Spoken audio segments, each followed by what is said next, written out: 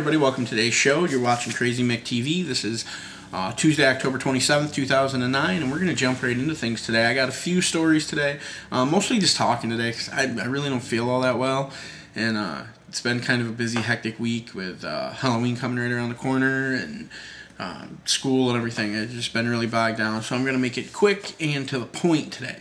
Our first story comes from msnbc.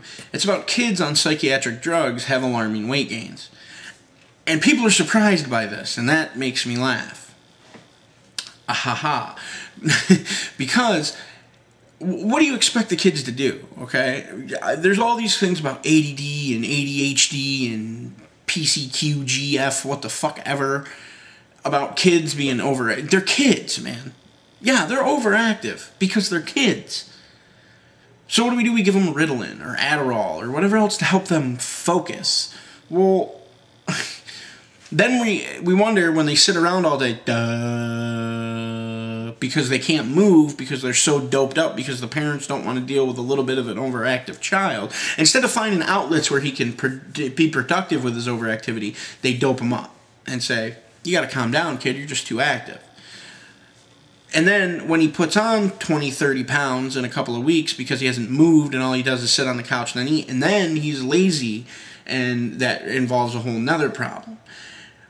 I want to go back to a time when kids were kids, and if they were a little bit overactive, you dealt with it. Yeah, you had a harder time dealing with it, but that was your job as a parent. You made an overactive child, deal with your overactive child. Not necessarily that he has attention deficit disorder or attention deficit hyperactive disorder, whatever the hell it stands for. He was a kid.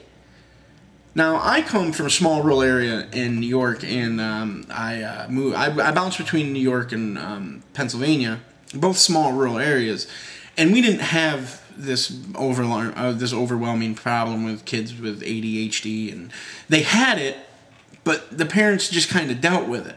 But like, parents are so concerned about their own thing and doing their own thing and being their own person and don't want to lose that.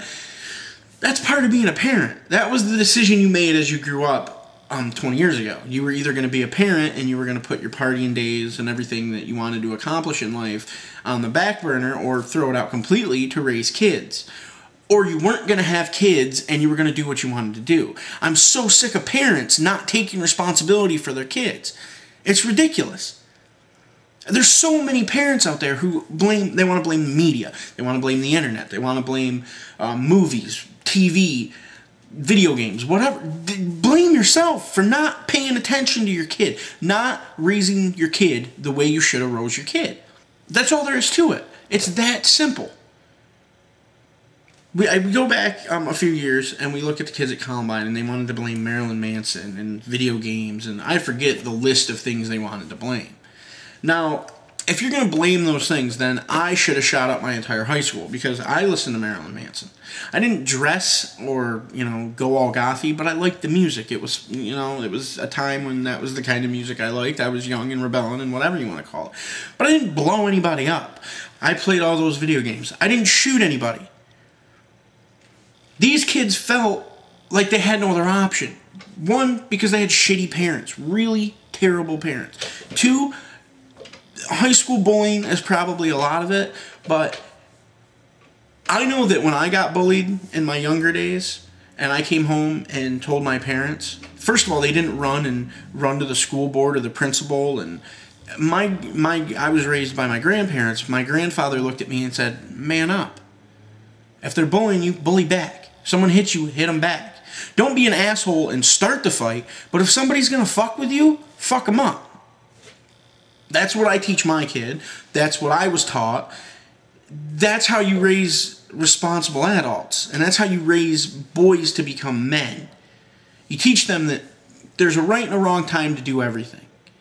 There's a right and a wrong time to say things.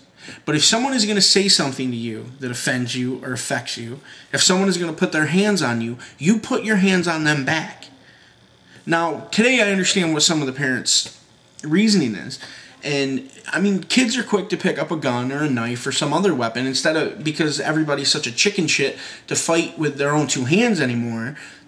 This is the society we live in now, and you do have to kind of worry about your child you know, being bullied by somebody, he bullies back, and then the bully doesn't want to, you know, take the slap to his ego and goes out and picks up a gun. And I understand that. But that's another issue in itself. If someone's going to bully you or put their hands on you, put your hands on them back. It's that simple. Parents have to start taking more responsibility for their children. They have to understand that it's not society's job to raise your kids. It's not the media's job to put something on TV that appeals to all ages and doesn't have violence in it and doesn't have this, that, and the other thing in it. No, it's your job to not let your kid watch that. End of discussion.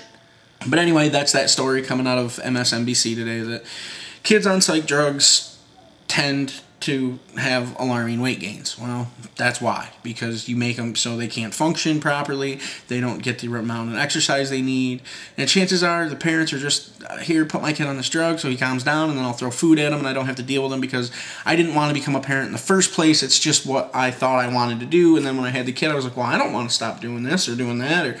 So stop being shitty parents. If you want the next generation to be better, it doesn't start with our president, it doesn't start with our government, it doesn't start with our economic stability, it starts with parents raising their kids the way they should be raised. Our next story is about Balloon Dad Richard Heenne. He's the guy who did the whole Balloon Boy hoax and all that stuff. There's recently been pictures that have surfaced on TMZ.com of his son. I don't know if it's Falcon or if it's one of the other ones.